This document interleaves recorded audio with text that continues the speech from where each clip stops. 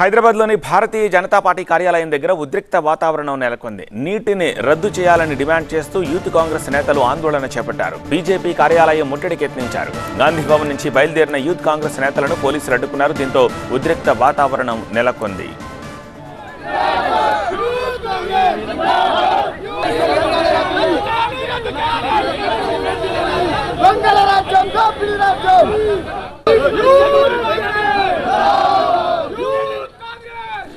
Neat ఎపిసోడ్పై యావత్ దేశం అట్టుడికిపోతోంది. నీట్లో అవకతవకలు జరిగాయంటూ దేశవ్యాప్తంగా పెద్ద ఎత్తున నిరసనలు వ్యక్తమవుతున్నాయి. న్యాయం చేయాలని విద్యార్థులు రోడ్డెక్కుతున్నారు. హైదరాబాద్లో యూత్ కాంగ్రెస్ నేతలు ఆందోళనకు దిగారు.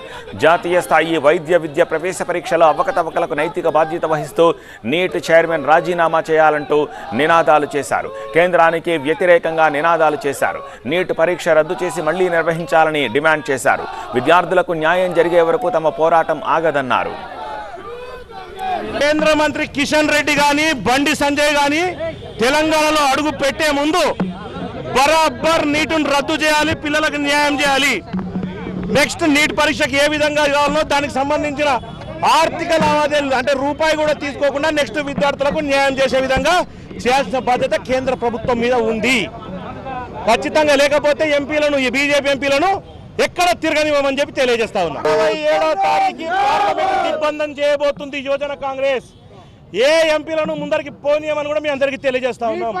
పార్లమెంట్ లో మా గళాన్ని వినిపిస్తాం.